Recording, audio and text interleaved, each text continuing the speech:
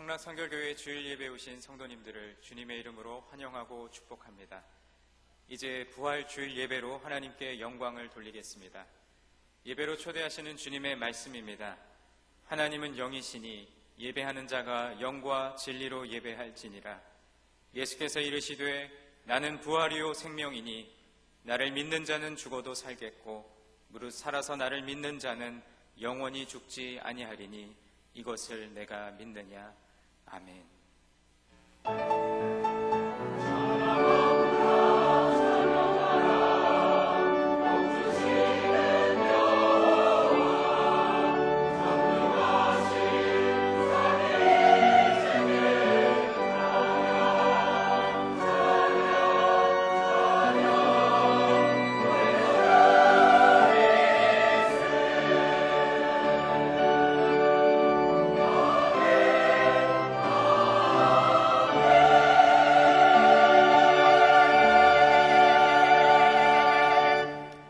형제자매 여러분, 예수 그리스도의 십자가와 부활에 대한 신앙 고백 위에 그리스도의 몸인 교회가 세워졌습니다. 그 거룩한 본교회 하나됨 안에서 사도신경으로 우리의 신앙을 고백하겠습니다. 나는 전능하신 아버지 하나님, 천지의 창조주를 믿습니다. 나는 그의 유일하신 아들, 우리 주 예수 그리스도를 믿습니다. 그는 성령으로 잉태되어 동정녀 마리아에게서 나시고 본디오 빌라도에게 고난을 받아 십자가에 못 박혀 죽으시고 장사된 지 사흘 만에 죽은 자 가운데서 다시 살아나셨으며 하늘에 오르시어 전능하신 아버지 하나님 우편에 앉아 계시다가 거기로부터 살아있는 자와 죽은 자를 심판하러 오십니다. 나는 성령을 믿으며 거룩한 공교회와 성도의 교제와 죄를 용서받는 것과 몸의 부활과 영생을 믿습니다. 아멘.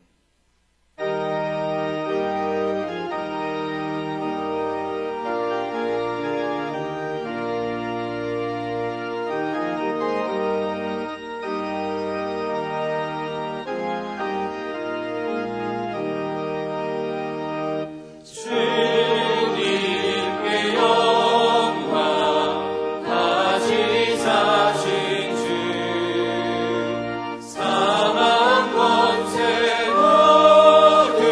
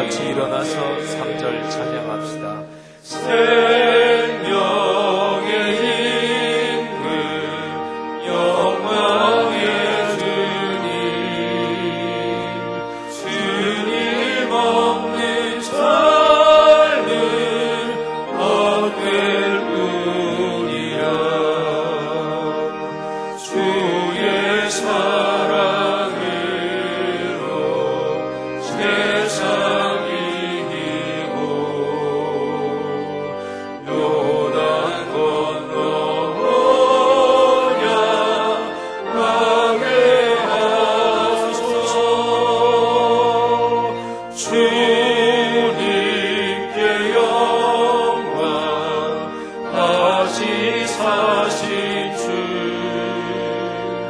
사망 권세 모두 이기시던데.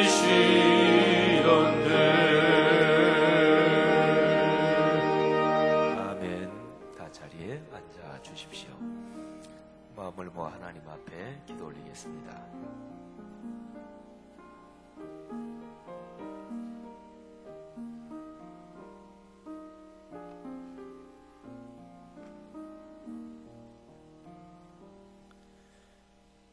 사망 권세를 이기시고 부활하신 주님을 찬양합니다. 우리의 허물로 인해 찔리시고 우리의 죄로 인해 상하신 주님, 그리고 부활하시어 우리에게 부활의 소망을 주신 주님, 주님의 그 사랑과 은혜에 감사를 드립니다. 이제 부활의 뜻을 따라 죽음을 이기고 영생을 맛보며 살게 하옵소서. 삶의 현장에서 만나는 많은 문제들, 염려와 두려움들 부활의 능력으로 넉넉히 극복하며 살게 하옵소서. 세상 것이 아무리 우리를 힘들게 해도, 아무리 큰 시험이 닥쳐도 더 크고 능력 있는 우리 주님을 보게 하시고 우리 주님을 찾게 하시고 주님께 의지하게 하옵소서. 그리하여 몸의 질병이 치료되고 회복되게 하시고 물질의 문제, 사업 문제는 두려워 말라 염려치 말라 하신 주님의 그 약속대로 해결받게 하옵소서. 특히 우리 자녀들, 손주들 말씀으로 잘 성장하여 이 사회에 진리를 세우는 능력 있는 리더들이 되어 주님의 기쁨이 되고 자랑이 되게 하옵시기를 간절히 바라옵나이다. 사랑의 주님, 우리나라가 참으로 어려운 환경 속에 있습니다. 대통령 탄핵으로 인해 이 사회는 보수와 진보로 분열되어 여러 모양으로 심각한 갈등 속에 있습니다. 경제는 불안하고 외교 문제는 해결 실정되고 북한의 도발로 인해 전쟁 위험이 곳곳에 도사리고 있습니다. 주변 강대국들은 우리를 압박하고 있는 가운데 우리 정치 지도자들 권력과 이권에 따라 중심을 잃고 있습니다. 사랑의 주님, 이스라엘 백성을 광야에서 가나안 땅으로 이끄신 하나님 아버지, 이제 우리나라를 불쌍히 여기시고 우리나라를 이끌어 주옵소서. 하루속히 질서가 회복되고 안정되게 하옵소서. 이 위기가 새롭게 도약하는 기회가 되게 하옵시기를 간절히 바라옵나이다. 사랑의 주님, 우리 교회 또한 말씀이 중심이 되어 주님의 사랑이 충만케 하옵소서. 세계를 향하여 주님을 알리고 주님을 전하는 말씀삼운동 온세계 선교를 실천하는 모범이 되는 교회 되게 하옵소서. 우리 교회를 찾는 자마다 살아서 역사하시는 우리 주님의 임재를 체험케 하옵소서. 지난 한 주간 꿈새 사순절 동안 주신 말씀, 주님을 찾고 주님을 묻는 말씀을 삶으로 모시는 그런 우리 성도들 되게 하옵소서. 주님께서 주의 백성이 되는 복을 우리에게 주셨사오니 그 복을 온전히 누리게 하시고 그 복을 영원히 누리게 하옵소서. 가정마다 간절한 기도 제목들 응답받고 이루어지게 하옵시기를 간절히 바라옵나이다. 사랑의 주님, 이 시간 우리의 예배와 찬양을 받으시고 은혜를 충만히 내려 주옵소서. 부활의 메시지를 들고 단위에 서시는 담임 목사님을 붙드시고 성령의 능력으로 붙잡아 주시옵소서. 선포되는 권세 있는 말씀이 우리의 온 심령을 채우시고 삶으로 이어지게 하옵소서. 오늘 예배를 통해 우리의 삶이 새로워지게 하시고 복되게 하시고 강건케 하옵소서. 갈보리 찬양대 찬양 기쁘게 받으시고 예배를 섬기는 손길들 축복하옵소서. 사망 권세를 이기시고 부활하신 예수 그리스도의 이름으로 기도드리옵나이다. 아멘. 하늘에 계신 우리 아버지 이름을 거룩하게 하시며 아버지의 나라가 오게 하시며 아버지의 뜻이 하늘에서와 같이 땅에서도 이루어지게 하옵소서. 오늘 우리에게 일용할 양식을 주시고 우리가 우리에게 잘못한 사람을 용서해 준 것 같이 우리의 죄를 용서하여 주시고 우리를 시험에 빠지지 않게 하시고 악에서 구하소서. 나라와 권능과 영광이 영원히 아버지의 것입니다. 아멘.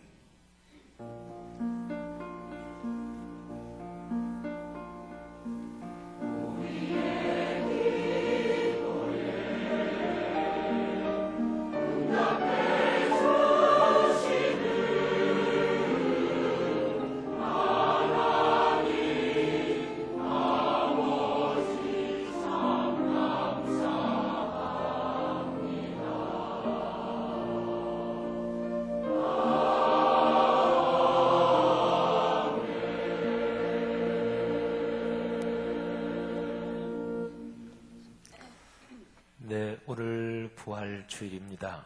하나님께서 부활의 기쁨, 그 능력, 또 그 생명의 환희가 여러분의 가정, 가문, 삶에 넉넉하게 큰 강물처럼 흐르기를 주님의 이름으로 축복합니다. 우리 앞뒤 좌우분들에게 예수님 부활 감사합니다 하고 서로 한번 인사 나누겠습니다. 예수님 부활 감사합니다. 네, 부활 주일입니다. 감사합니다. 주의 이름으로 축복합니다. 우리 부활 주일 들어올 때 계란 받으셨을 텐데 계란 교회에서 나눠드리고요. 그리고 우리 이 부장하게 자그마한 떡은 어떤 무명의 성도가 봉헌하셔서 전체 성도들에게 드립니다. 감사합니다. 영상을 2개를 보시겠는데 일본 선교 가는 영상 하나 하고 그 다음에 고두비 축제 영상 2개 먼저 한번 보시겠습니다.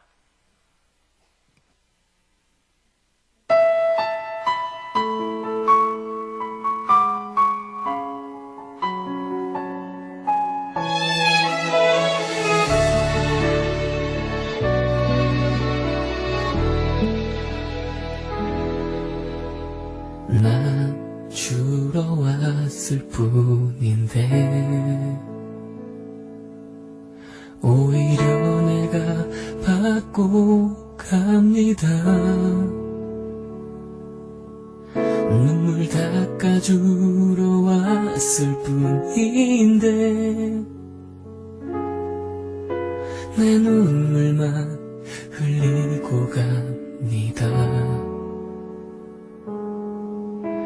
씻어주러 왔을 뿐인데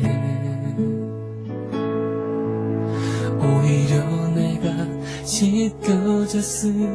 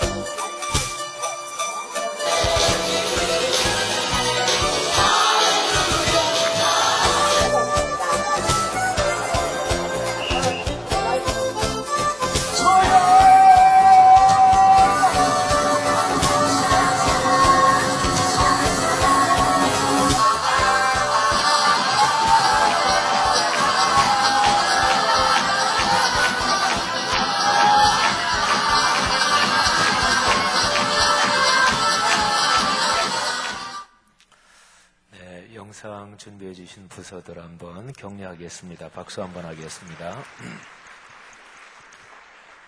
2개를 연달아 보니까 2 영상 분위기가 대조적이라서 또 나름대로 짝이 되네요. 그건 생각 못했는데 그 고두비 축제는 4월 29일 이번 말고 다음 토요일입니다. 살고지 체육공원에서 합니다. 아까 보신 영상은 우리 교회에서 첫 번째로 했던 고두비 축제인데 이번 2번째는 가정행렬은 없습니다만은 우리 모든 전 기관들 다 참여해 주시기를 바랍니다. 주보 12면에 고두비 축제 광고가 있고요. 그리고 바로 그 위에 오늘 2부 예배에 유아 세례 받는 그 아가들 거기 있습니다. 주보 3면 보시면 조금 전에 영상 보신 일본 선교 7월 달입니다. 8월 달이요. 일본 선교를 위해서 많이 기도해 주시고, 또 이제는 우리 교회 여러 해 선교를 위해서 계속 기도하고 사역하면서 이제 어른들도 단기 선교 또 선교 탐방 이제 꽤 많이들 참석하시는데, 우리 연세 드신 분들도 일본 선교든 어디든 또 북한 선교 탐방도 있고 또 인도네시아도 있고, 그런데 참여하시면 다 하실 일이 있고 또 그냥 가서 이렇게 같이만 계셔도 도움이 됩니다. 많이들 참여 부탁드리고요. 주보 3면 한번 보시면 꿈새 사순절 기간 중에 여러모로 봉사하시고 섬겨주신 분들 감사하고 주의 큰 복이 있을 것입니다. 축복합니다. 오늘 2부 3부 예배는 종교개혁 대희년 기념 공연 두 번째입니다. 예배 시간에 올해 5번에 걸쳐서 있는데 10월 마지막 주 종교개혁 기념 주일까지요. 문화사역부에 감사드립니다. 올해 꿈송 페스티벌이 다음 주일부터 시작됩니다. 많이들 성경 암송해서 주의 은혜와 복을 받읍시다. 샬롬 찬양대 피아노 반주자를 청빙합니다.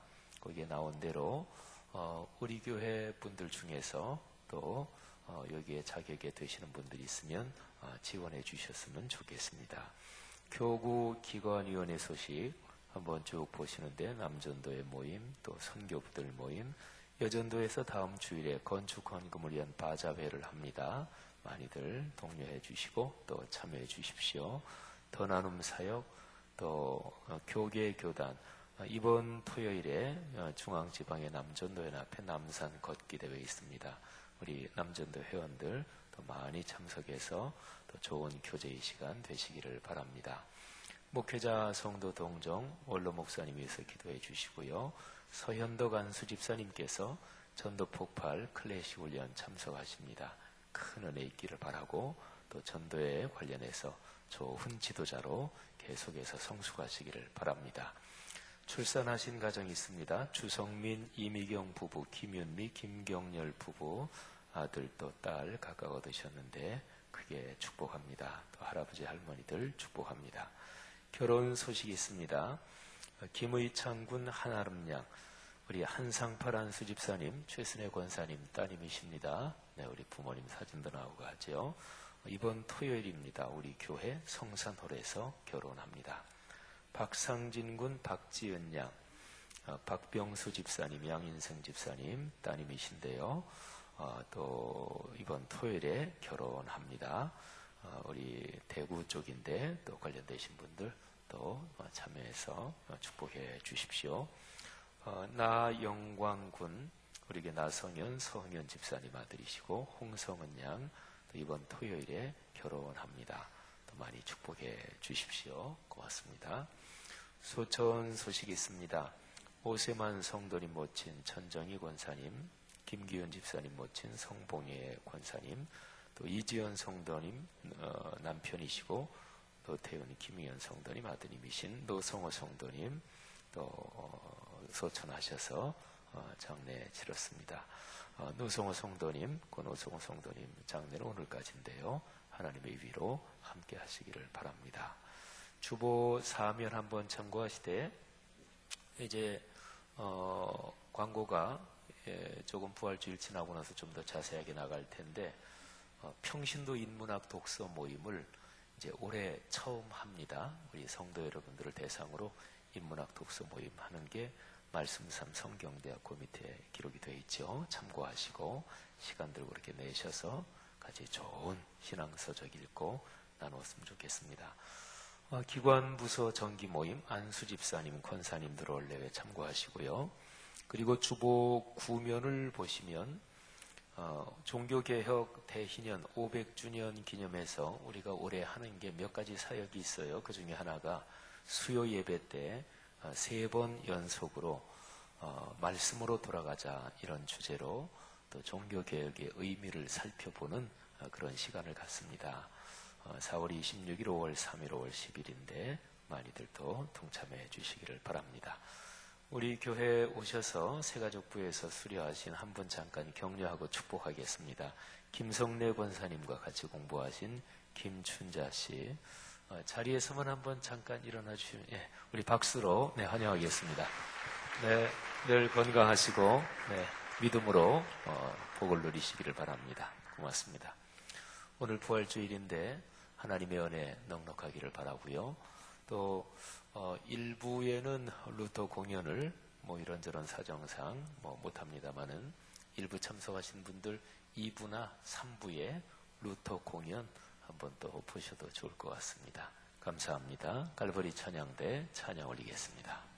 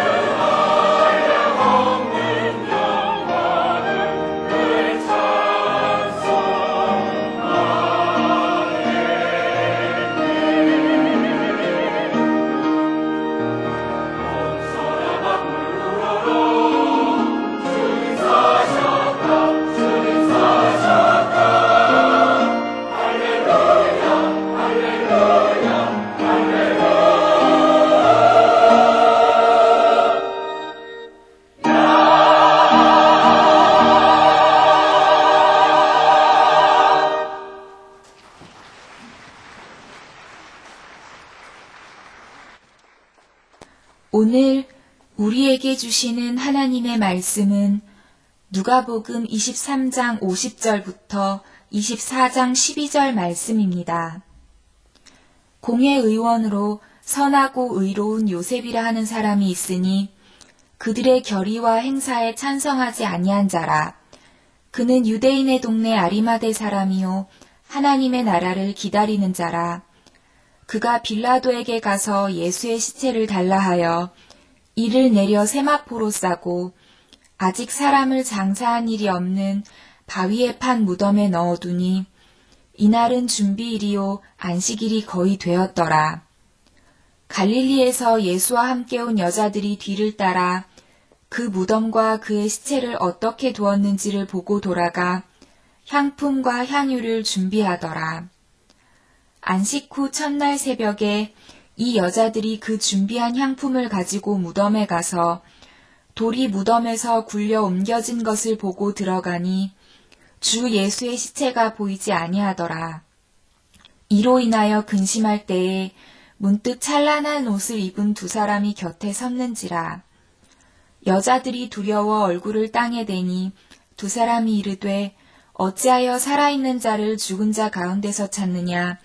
여기 계시지 않고 살아나셨느니라. 갈릴리에 계실 때에 너희에게 어떻게 말씀하셨는지를 기억하라. 이르시기를 인자가 죄인의 손에 넘겨져 십자가에 못 박히고 제3일에 다시 살아나야 하리라 하셨느니라 한데 그들이 예수의 말씀을 기억하고 무덤에서 돌아가 이 모든 것을 11사도와 다른 모든 이에게 알리니 이 여자들은 막달라 마리아와 요한나와 야고보의 모친 마리아라. 또 그들과 함께한 다른 여자들도 이것을 사도들에게 알리니라. 사도들은 그들의 말이 허탄한 듯이 들려 믿지 아니하나 베드로는 일어나 무덤에 달려가서 구부려 들여다보니 세마포만 보이는지라. 그 된 일을 놀랍게 여기며 집으로 돌아가니라. 아멘. 아멘. 네, 부활의 찬송 아주 잘 해주셨고 또 하나님께 영광이 됐고 또 은혜가 됐습니다. 갈보리 찬양대 사역 감사하고 우리 지휘자님 또 반주자님 두 분 또 부장 장로님이야 모든 분들 주의 이름으로 축복합니다. 우리 갈보리 찬양대 축복합니다 하는 의미로 다시 한번 박수 한번 격려하겠습니다. 네, 주의 이름으로 축복합니다. 고맙습니다. 가만히 생각해 보면 이상한 일입니다. 예수님의 12제자가 부활 사건의 첫 목격자가 아니라는 그 사실이 이상하잖아요. 3년 동안이나 예수님을 따라다니며 가장 가까운 거리에 있었던 사람들이 그들이었잖아요. 그런데 예수님의 부활 사건, 그들의 스승인 예수님에게 가장 중요한 사역 그 현장에서는 그들은 뒤편에 또 어디로 갔는지 보이지 않기도 했습니다. 복음서의 기록에 따르면 제자 또는 사도라고 불리는 이들이 부활의 첫 번째 목격자가 아니었습니다. 부활 사건에 대한 누가복음의 기록에 따르면 이들이 처음 출연하는 장면이 겨우 이렇습니다. 그러니까 다른 사람이 첫 목격자가 되고 그 사람들이 와서 얘기하니까 그제서야 비로소 가서 보는 거죠. 누가복음 24장 8절부터 11절이 이렇습니다. 그들이 예수의 말씀을 기억하고 무덤에서 돌아가 이 모든 것을 11사도와 다른 모든 이들에게 알리니 이 여자들은 막달라 마리아와 요한나와 야고보의 모친 마리아라. 또 그들과 함께한 다른 여자들도 이것을 사도들에게 알리니라. 사도들은 그들의 말이 허탄한 듯이 들려 믿지 아니하나. 다른 사람들, 첫 목격자들은 여인들이었고요. 그리고 그 얘기를 들었는데도 사도들은 믿지 않았다. 이렇게 기록을 하고 있습니다. 이게 사도들의 첫 번째 반응이었어요. 그래도 수제자 베드로가 겨우 체면을 좀 세워줍니다. 베드로가 무덤에 달려갑니다. 그리고 무덤 속을 들여다보고 예수님의 시신이 없어졌다는 사실, 그 팩트를 확인합니다. 시신은 없어졌고 시신을 쌌던 세마포만 확인했습니다. 베드로는 놀랍게 여기며 집으로 돌아갑니다. 그뿐입니다. 제자들의 모습에서 우리는 깊은 신앙은커녕 인간관계의 신의나 또는 정성도 찾아보기 힘들다. 이게 이제 성경에서 부활 사건 이후에 일어난 그 상황을 읽으면서 느끼는 심정입니다. 사도들에 비교하면은요, 명시적으로 드러난 제자는 아니지만 예수님의 부활 이후에 신의의 사람이다, 이렇게 불리는 사람들도 있었습니다. 그 중에 대표적인 사람 요셉이라는 사람을 얘기할 수 있습니다. 아리마대 사람 요셉이라고 불리는 인물이죠. 아마도 이 요셉은 예수님의 말씀을 듣기도 했고 또 예수님의 활동에서 메시아가 오신 것이 분명하다, 이런 기대감 또 이런 감격도 가졌을 것입니다. 누가복음 23장 50절 이하에 아리마대 사람 요셉, 이분에 대해서 잘 나오는데 그걸 한번 정리해 보면 이렇습니다. 선하고 이로운 사람, 하나님 나라를 기다리는 사람, 산헤드린 공회의 결의에 가담하지 않은 사람. 그러니까 아리마대 사람 요셉도 산헤드린 공회 의원이었다, 이런 얘기죠. 사회적 신분이 대단히 높은 사람이죠. 아직도 예수에 대한 감시에 서슬이 시퍼럴 때 빌라도에게 가서 예수의 시신을 달라고 해서 자기 무덤에 모신 사람. 이게 이분에 대한 요약입니다. 말하자면 요셉은 예수님의 숨은 제자였고 그리고 신의가 깊은 사람이었습니다. 우선 이 사실만 보면 명시적인 예수님의 12제자들보다는 훨씬 괜찮은 사람입니다. 그러나 예수님의 부활과 관련해서 요셉은 특별하게 언급되지는 않습니다. 예수님의 죽음과 연관해서 끝까지 신의를 지켰고 그리고 예수님께 대한 존경에서 일관성을 갖고 행동했다. 그냥 사실은 거기까지입니다. 그 뒤에 요셉이 어떻게 살았는지 그 기록은 성경에 나타나지 않고요. 성경 기록에서는 그냥 요셉은 여기까지입니다. 요셉을 신의의 사람, 이렇게 얘기한다면 예수님의 부활 이후에 등장하는 여인들에 대해서는 순정의 여인들, 이렇게 한번 표현해 볼 수 있습니다. 성경의 부활 사건 기록에 따르면 예수님의 부활 사건에 1차적으로 관련된 사람들이 바로 이 순정의 여인들입니다. 예수님께 대한 존경 그리고 사랑을 끝까지 지킨 사람들입니다. 그리고 예수님의 시신에 대해서 최후까지 정성을 다한 사람들입니다. 자, 이들도 한번 아리마대 사람 요셉처럼 한번 정리를 해보면 이렇습니다.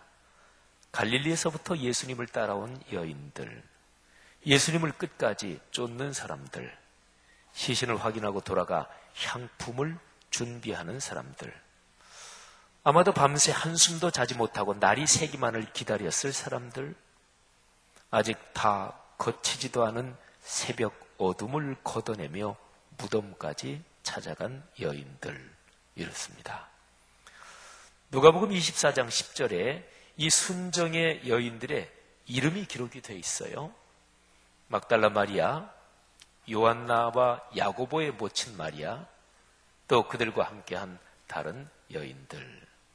참으로 이 여인들은 순정을 가진, 그리고 끝까지 주님을 따른 그런 여인들이었습니다. 그러나요, 부활의 사건을 생각할 때 신의의 사람, 순정의 여인들이 예수님의 부활 사건에 가장 가까이 직접적으로 있었던 사람들이지만, 그런데 그들조차도 몰랐던, 알 수 없는 그런 비밀이 부활 사건에 있었습니다. 다시 살아나신 예수님이 누리시는 생명의 능력, 그 생명의 기쁨과 환희, 바로 그거는 신의의 사람도 알지 못했고 또 순정의 여인들도 체험하지 못했던 거죠. 제자들 아까 얘기한 것처럼 그 사람들 뒤편에 쭉 빠져 있었으니까 그 사람들 그렇다 치고, 신의의 사람, 이 사람은 좀 부활의 그 감격과 기쁨에 좀 빨리 참여할 것도 같았는데 성경은 그렇게 기록하지 않고요. 순정의 여인들도 역시 마찬가지입니다. 부활의 생명은 인간적인 신의, 또는 순정을 가지고도 알 수 없는 하나님의 비밀이었던 거죠. 부활의 생명에 대한 소식은 그러면 어떻게 알 수 있는 것일까요? 누가복음 23장 뒷부분부터 24장에 이어지는 말씀을 보면 우리는 부활을 경험하게 되는 세 가지 단계를 거기에서 관찰할 수 있습니다. 먼저 첫 번째, 사건이 일어났다 하는 것입니다. 24장 1절부터 4절 전반까지를 보면 이렇게 기록되어 있습니다. 안식 후 첫날 새벽에 이 여자들이 그 준비한 향품을 가지고 무덤에 가서 돌이 무덤에서 굴려 옮겨진 것을 보고 들어가니 주 예수의 시체가 보이지 아니하더라. 이로 인하여 근심할 때, 여인들이 무덤에 갔을 때 무덤을 막았던 돌은 이미 굴려 옮겨져 있었습니다. 사건이 벌어진 거죠. 아직 무슨 사건인지 몰라요. 사건의 의미도 몰라요. 그런데 하나 확실한 건 사건이 발생했다. 무덤 속을 들여다보니 예수님의 시신이 없습니다. 시신이 없어졌다. 역사적 사실이죠. 빈 무덤. 누구도 부인할 수 없는 역사적 사실입니다. 자, 이 사실을 어떻게 받아들여야 할까요? 어떻게 판단해야 할까요? 도대체 어떻게 된 것일까요? 여인들은 당황하고 근심합니다. 그들은 예수님의 부활을 기대하진 않았어요. 부활을 기대했다면 근심하지 않았을 것입니다. 시신이 사라진 걸 보고 예수님이 부활했네 이렇게 생각을 했겠지요. 그러나 그들은 예수님의 부활을 기대하지 못했고 기대하지 않았고, 그리고 그들은 시신이 실종된 빈 무덤, 이 발생한 사건을 보고 당혹해하고 있었습니다.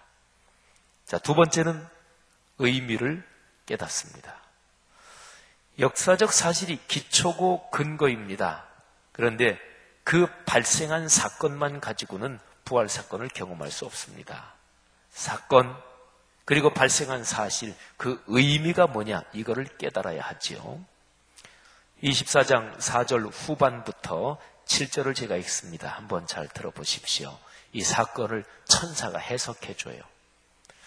문득 찬란한 옷을 입은 두 사람이 곁에 섰는지라 여자들이 두려워 얼굴을 땅에 대니 두 사람이 이르되 어찌하여 살아있는 자를 죽은 자 가운데서 찾느냐? 여기 계시지 않고 살아나셨느니라. 갈릴리에 계실 때에 너희에게 어떻게 말씀하셨는지를 기억하라. 이르시기를 인자가 죄인의 손에 넘겨져 십자가에 못 박히고 제3일에 다시 살아나야 하리라 하셨느니라. 여러분, 문득 찬란한 옷을 입은 두 사람이 여인들 곁에 나타났고요. 천사들이지요. 그 천사들이 발생한 사건에 대해서 의미를 말해줍니다. 그건 간단합니다. 예수님이 살아나셨다 하는 것입니다. 이 점과 연관해서 이 천사들이 아주 중요한 내용을 말해요. 예수님이 살아나셨다 하면서 예수님이 십자가에 달려 돌아가시기 전에 갈릴리에 계실 때 너희들에게 뭐라고 말씀하셨는지 그거 기억해야 한다. 그러니까 말씀을 기억해야 한다. 말씀을 떠올려야 한다. 말씀이 생각나야 된다. 말씀, 주께서 선포하신 말씀. 사건의 의미는 말씀의 빛에서만 밝히 드러납니다. 발생한 사건을 해석하는 도구가 말씀이에요. 생활하면서 이런저런 사건을 경험하잖아요. 좋은 일도 있고 또 힘겨운 일도 있으시지요. 아이들에 대해서, 건강에 대해서, 사업에 대해서. 그런데 좋은 일이든 힘든 일이든 사건이 발생할 때 어떤 성경 구절이 좀 떠오르나요?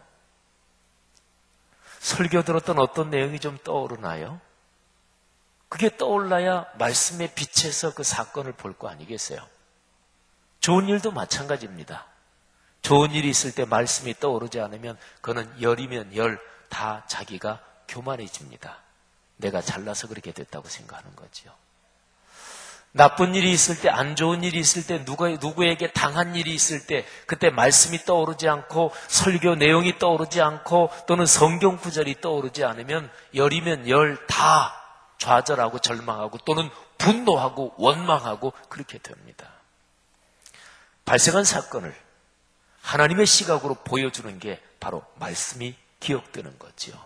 성도 여러분, 말씀을 통독하고 암송하고 묵상하고 또는 예배 때 선포되는 말씀에 귀를 기울이며 내가 은혜 받은 말씀, 은혜된 말씀을 기억하고 담아두는 그런 훈련이 우리의 삶을 복되게 한다는 것을 꼭 기억하시고 그렇게 인생길을 모두 걸어가시기를 주의 이름으로 축복합니다. 세 번째는 부활을 믿고 전합니다.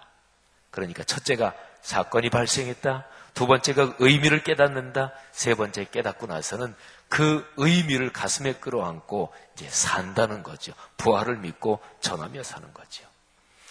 이어지는 누가복음의 말씀을 보세요. 8절부터 10절까지입니다. 그들이 예수의 말씀을 기억하고 무덤에서 돌아가 이 모든 것을 11사도와 다른 모든 이에게 알리니 이 여자들은 막달라 마리아와 요한나와 야고보의 모친 마리아라 또 그들과 함께한 다른 여자들도 이것을 사도들에게 알리니라. 아멘. 여인들은요, 천사가 전해준 그 해석, 그 의미를 그걸 듣고서 깨달았습니다. 그리고 그들은 행동하기 시작합니다. 갑니다. 그리고 사람들에게 알립니다. 눈앞에서 일어난 역사적 사실에 대한 의미를 깨닫고 나서 그들에게는 근심이 사라지고 믿음이 생기는 거지요. 그리고 십자가에 달리시기 전에 주님께서 하신 말씀을 생각하면서 믿음이 작동하기 시작하는 거지요. 믿음이 작동하면 어떻게 되나요? 그러면 행동하지요. 삶이 바뀌게 되는 거지요. 그래서 예수 부활 신앙을 다른 사람들에게 전하게 되는 거죠. 여인들은요, 부활 사건의 현장에 최초로 있었다. 이것뿐 아니라 그 부활 소식을 최초로 증언한 사람이기도 합니다. 남정네들이 아니었어요. 여인들이었습니다. 부활에 대한 역사적 사실을 목격하고 그 의미를 깨닫고 그리고 믿고 전하는 이 과정은 삼위일체 하나님의 사역입니다. 성부 하나님께서 예수님을 죽은 자 가운데서 살리셨습니다. 역사적 사건이 일어난 거지요. 성자 하나님께서 미리 말씀하신 것을 떠올리며 여인들은 사건과 사실의 의미를 깨닫습니다. 이제 바른 해석이 가능해진 거지요. 성령 하나님께서 여인들의 마음에 믿음을 점화시키고 부활 사건을 전할 수 있는 동력, 에너지, 열정, 헌신을 주십니다. 예수님의 부활을 분명히 믿으십니까? 부활 사건을 여러분의 신앙 가운데서 인생길 걸어가며 깊은 믿음으로 경험하셨습니까? 역사적 사실에 대한 인정, 그 의미를 기록하여 전하는 성경 말씀에 대한 신뢰, 그리고 그런 과정에서 개입하셔서 우리 마음에 믿음을 주시는 성령님, 그 성령님에 대해서 순종하고 신뢰할 때 그때 우리 마음속에 믿음이 커지고 부활이 경험되는 거지요. 사랑하신 여러분, 부활신앙을 가진 사람은 삶의 이런저런 쉽지 않은 상황에 꺾이지 않습니다. 두려워하지 않습니다. 부활신앙은 모든 것을 이기게 하는 거지요. 이 신앙이 충만하시기를 주의 이름으로 축복합니다. 자, 그러면 이제 우리는 예수님의 부활이 오늘날 우리에게 어떤 구체적인 메시지를 주는가, 그걸 좀 잠깐 살펴볼 필요가 있습니다.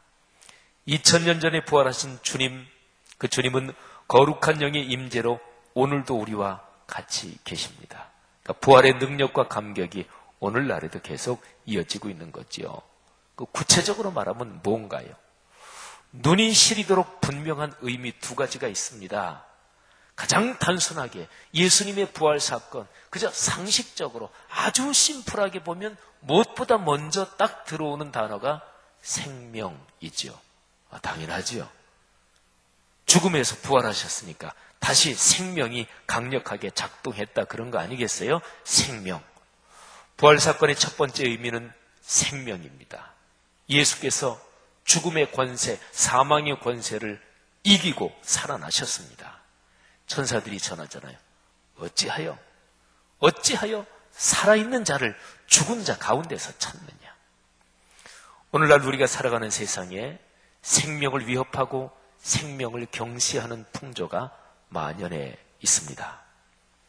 더욱이 오늘 2017년 부활 주일 4월 16일은 만 3년 전에 4.16 세월호 참사가 발생한 바로 그 당일 3주기가 되는 날입니다.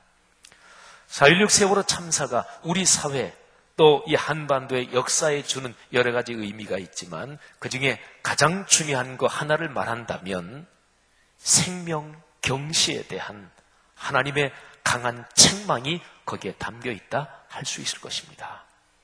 오늘 4.16 세월호 참사 3주기를 맞이해서 유족분들 또 연관해서 고통과 슬픔을 아직까지 겪고 있는 분들에게 하나님의 부활의 위로, 부활의 그 힘이 넉넉하게 함께하기를 간절히 바랍니다. 하나님께서 가장 싫어하시는 것, 생명 경시하는 것, 생명 우습게 여기는 것. 하나님은 생명을 귀하게 여기십니다. 생명의 기운을 북돋우고 죽어가는 생명을 살린다. 이게 하나님의 뜻의 근본적인 핵심입니다. 크게 보면 동식물, 사람을 포함한 자연계의 생태계 전체의 생명력을 풍요롭게 한다. 이게 하나님의 뜻이에요. 그러니까 사람을 창조하시고 사람에게 제일 중요한 축복과 임무를 맡기셔요. 축복, 생육하고 번성하라. 너희의 생명력이 풍요롭게 아름답게 강력하게 작동해라. 이게 복이고요. 그 다음에 임무, 모든 생명 그 연결고리를 너희가 잘 보듬고 잘 관리하고 잘 이끌고 가라. 이거 아니겠어요? 그죠? 하나님의 뜻이 그것입니다. 모든 생명 연관된 생명계의 중심은 사람의 생명입니다. 하나님의 형상을 따라 창조된 사람의 영혼, 그 영혼을 중심으로 사람의 생명 현상 전체를 살리는 것이 하나님의 뜻입니다.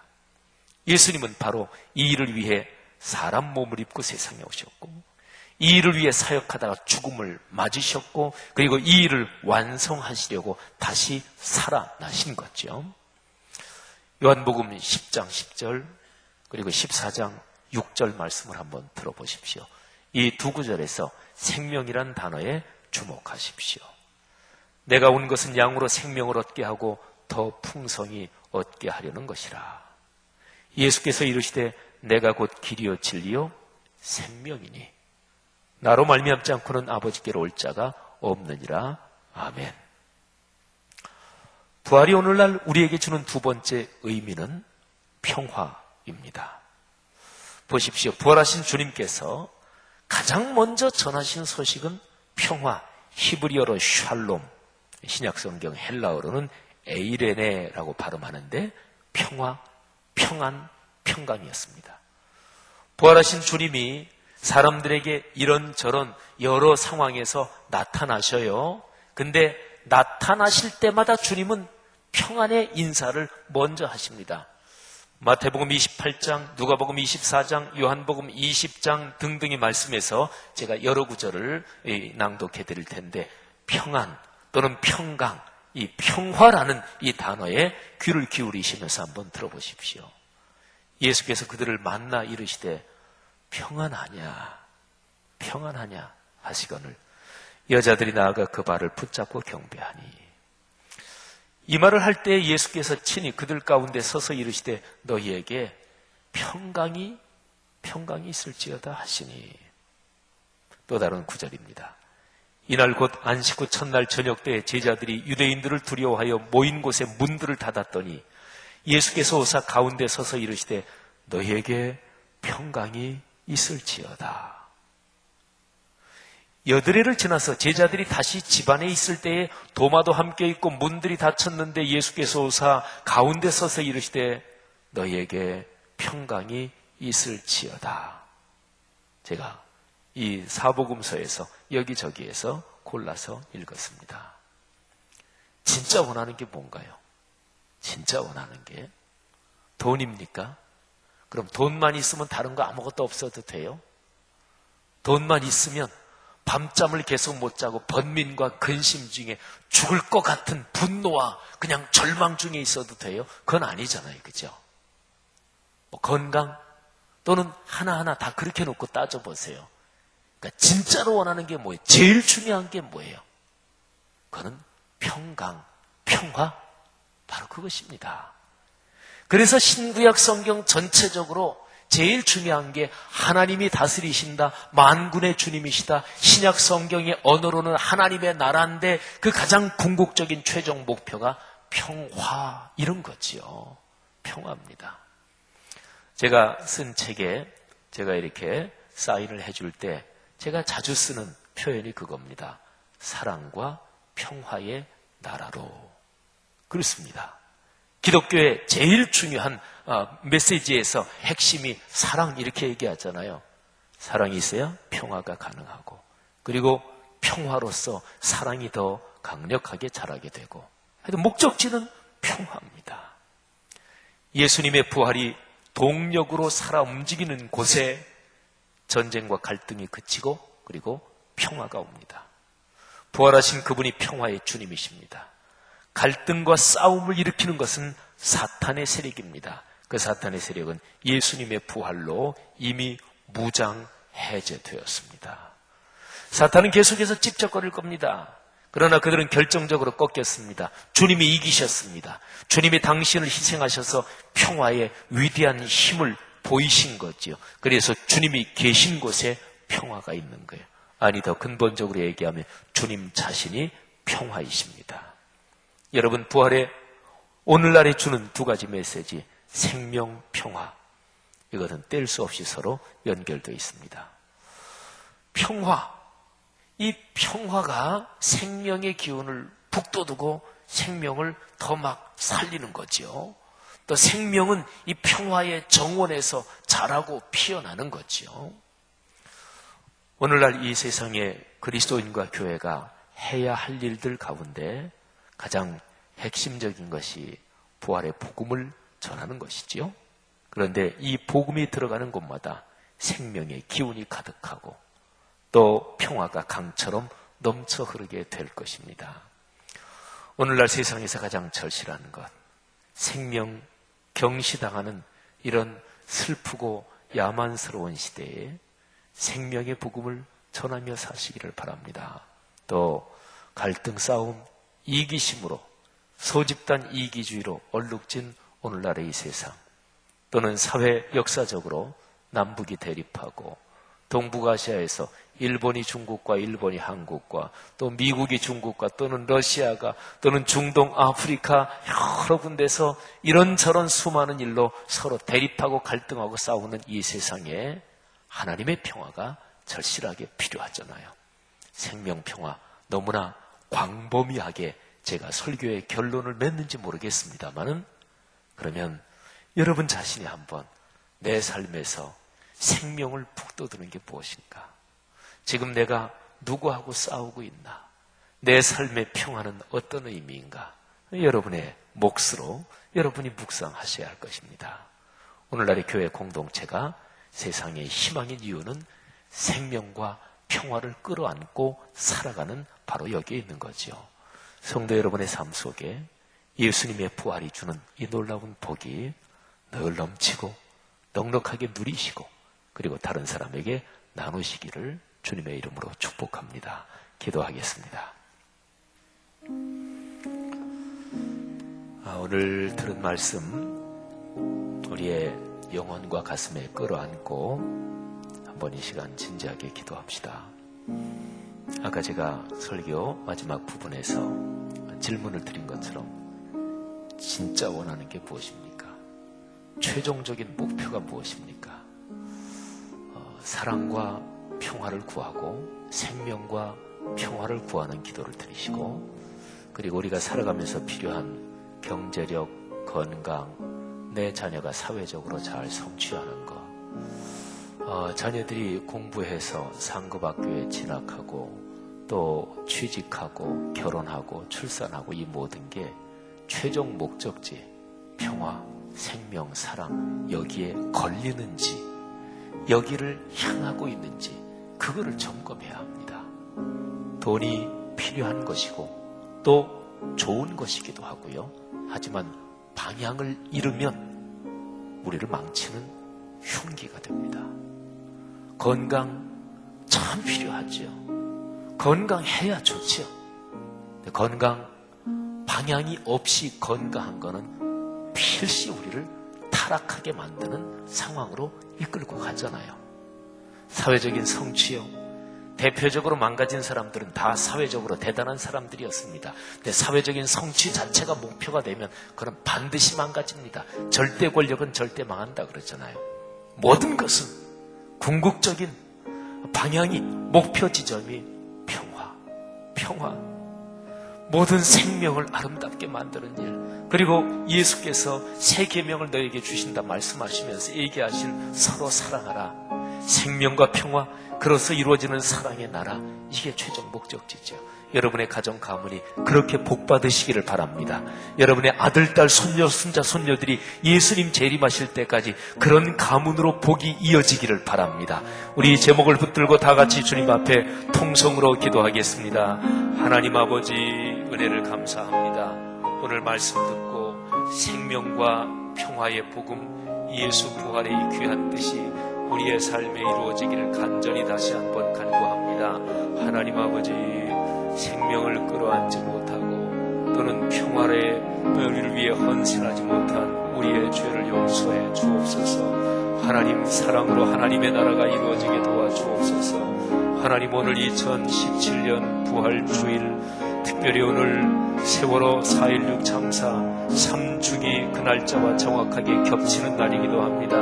하나님 아버지, 이 땅에 생명경시의 모든 아픈 것들을 주님께서 풀어주시고 하나님 평화를 경시하는, 평화를 무가치하게 여기는 모든 악한 그 풍조들을 주님께서 부활의 복음으로 변화시켜 주시기를 간절히 원합니다. 하나님, 저희들은 약합니다. 그러나 주님께서 저희들에게 주시는 은혜 넉넉한 마음으로, 그리고 감사, 열망, 그리고 간구하는 마음으로 받아 헌신하도록 축복해 주옵소서. 하나님, 이 시간에 결단하고 간구하는 사랑하는 성도들 한 분 한 분에게 하나님의 놀라운 역사와 은혜와 복이 넉넉하기를 바랍니다. 주님 믿습니다. 주여 감사합니다. 하나님 아버지 감사합니다. 예수 그리스도의 부활, 생명과 평화의 기운이 더 넉넉하게 그리스도인들과 교회 공동체를 통해 확산되게 도와 주옵소서. 그리하여 사랑의 하나님 나라 넉넉하게 이루어지게 하옵소서. 우리 모두의 결단을 받아주심을 감사하며 예수님 이름으로 기도 올립니다. 아멘. 다 같이 일어나서 찬송가 171장 찬양하며 봉헌과 축도로 예배를 마칩니다.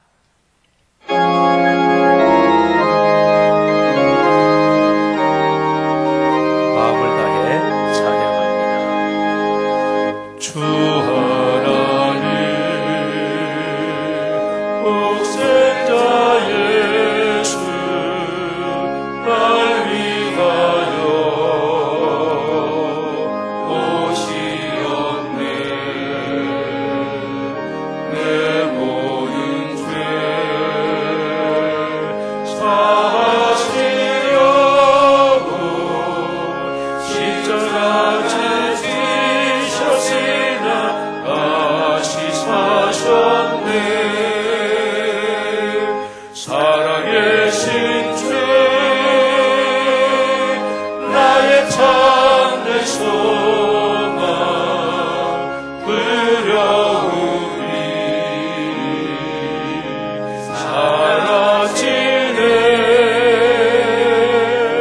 사랑의 주내 발길이 인도하니 내 모든 삶의 기쁨을 충만하네. 주 안에서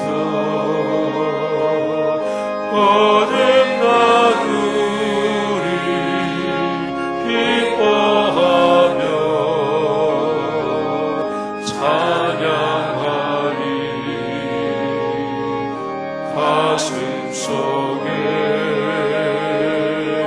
넘치는 확신, 우리의 가는 길에 소망 넘치네. 살아계신 주 나의 참된 소망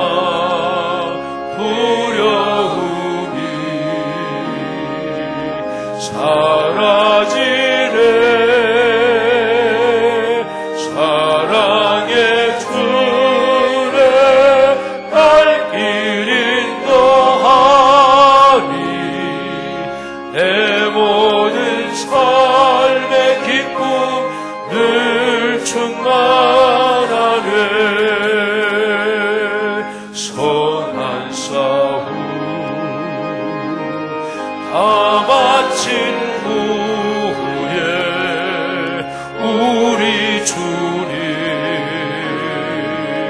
배우리라. 사망 권세 다같이 오른손을 들고 다 물리치고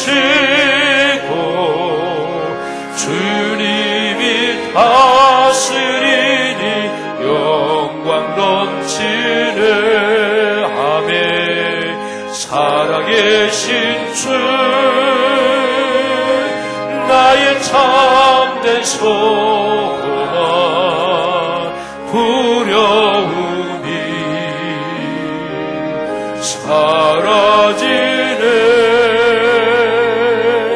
사랑의 주를 알 길 인도하니 내 모든 삶의 기쁨을 충만하네.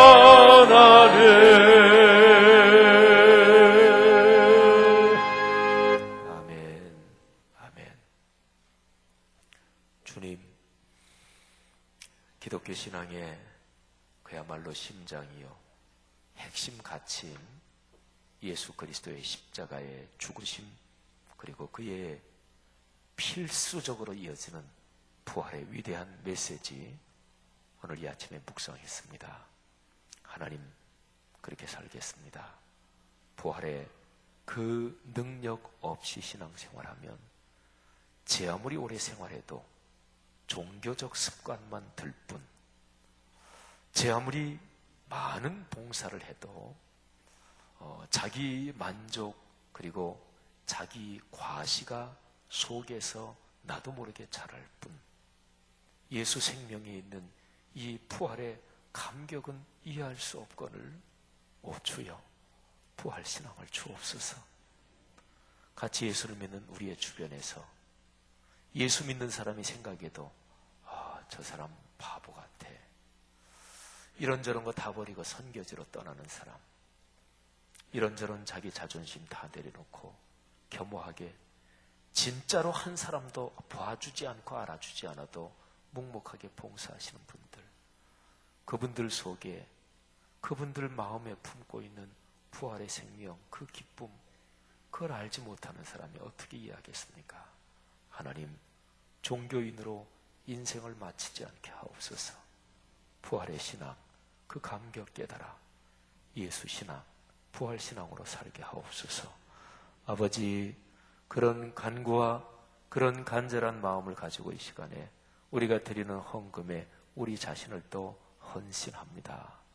부활주일 감사 헌금을 받으사 안수하사 축복해 주옵소서. 여러 가지 모양으로 드리는 감사, 간구 또는 선교 장학, 그리고 주일 헌금, 11조 헌금 하나님이 받아 주옵소서.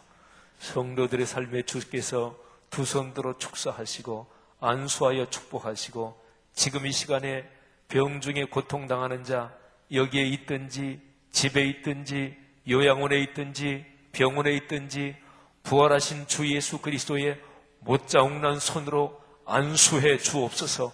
어루만져 주옵소서. 낫게 하여 주시옵소서. 신유의 놀라운 역사로 축복하여 주시옵소서. 하나님, 우리 성도들 부활신앙을 가지고 하나님이 부르시는 그날까지 담대하게 신앙인답게, 그리고 교회 공동체 사랑하며 인생길을 걷게 하여 주옵소서. 예수님의 은혜와 하늘아버지의 사랑하심과 늘 함께 하시는 성령의 역사가 부활의 생명과 그리고 부활의 평화로 그리고 사랑으로 이루어지는 하나님 나라를 향해 걸어가는 모든 성도들 머리 위에 지금부터 영원히 같이 계시기를 축원하옵나이다. 아멘.